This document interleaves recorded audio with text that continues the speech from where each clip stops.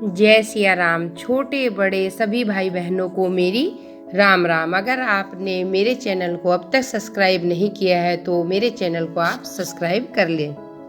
आप मेरी कथा को अन्य लोगों को भी शेयर करें जिससे कि वे भी इससे लाभ उठा सकें। कथा सुनने और सुनाने वाले दोनों को बराबर का ही पुण्य मिलता है। शुरू करते हैं वैशाख मास के 16वें अध्याय का। श्रुतदेव जी बोले, हे राजन, राजा पुरुयश ने भगवान मधुसूदन का पहले विधि पूर्वक पूजन किया और फिर कहने लगे, हे प्रभु, हे निर्गुण विश्वमूर्ति, आपके चरणाविंद धन्य हैं। इनकी शरण में आकर हर प्राणी अपने पापों से मुक्त हो जाता है। हे देव, मैं महान पातकी हूँ। मैंने अनेक प्रकार की योनियों में भ्रमण किया है। मैंने कोई धर्म कार्य नहीं किया और प्रभु की शरण में नहीं ली। इसी कारण मेरा सुख और वैभव नष्ट हो गया है। मैं जब शत्रुओं के द्वारा पराजित हो गया तब प्रभु की कृपा से मेरे गुरुजनों ने हरि चरण ग्रहण करने की प्रेरणा दी।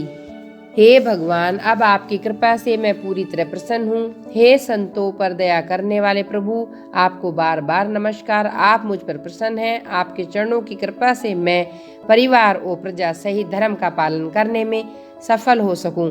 हे देवाधिदेव, सबके कल्याणकर्ता, सबके पालन करता एवं मोक्षदाता प्रभु, मेरा मन आपके चरण कमलों में लगे। मेरी जीभ से आपकी पवित्र कथा निकले। मेरे नेत्र आपकी दिव्य मूर्ति के दर्शन करें और मेरे कानों में आपकी निर्मल कथा पढ़ती रहे। मेरे हाथ आपकी पूजा करते रहें। अपने पांवों के द्वारा मैं आपकी परिक्रमा कर सकूं। आप सदैव मेरे हृदय सिंहासन पर विराजते रहें। मेरे रोम रोम में आपका ही वास हो। हे विष्णु, मुझे संसार के किसी पदार्थ की इच्छा नहीं। मुझे तो केवल आपके ही चरण कमलों की लालसा है। मैं उन्हीं की प्रीति की कामना करता हूँ। राजा की इस स्तुति को सुनकर भगवान अत्यंत प्रसन्न होकर बोले, हे राजन, तुम पाप रहित हो और मेरी निष्काम भक्ति में रत हो, इसलिए तुम श्रेष्ठ हो। तुम 10 सहस्त्र वर्षों की अवस्था को प्राप्त करोगे। इस लोक में तुमको दिव्य वैभव प्राप्त होंगे और अंत में तुम मेरे लोक को प्राप्त करोगे। जो भी प्राणी तुम्हारी वंदना करेंगे उनको मैं प्रसन्न होकर भक्ति और मुक्ति अवश्य प्रदान करूंगा। आज अक्षय तृतीया के दिन स्नान, दान, गौ अथवा बैल दान करने से तथा पितरों का श्राद्ध करने से अक्षय फल की प्राप्ति होती है। मृत्यु, जरा, जन्म, भय और सभी प्रकार के नष्ट हो जाते हैं पाप। मैं वैशाख मास में किए गए धर्म कार्यों में प्रसन्न होता हूँ। जो लोग मेरे चरणों में प्रीति करते हैं सर्वदा निष्पाप होते हैं।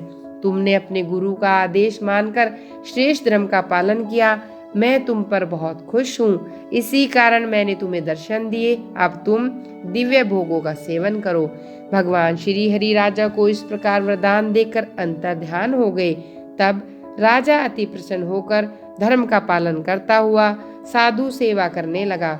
उसने मन, वचन, कर्म से प्रभु की आराधना की। उसके पुत्र पौत्र आदि की वृद्धि हुई।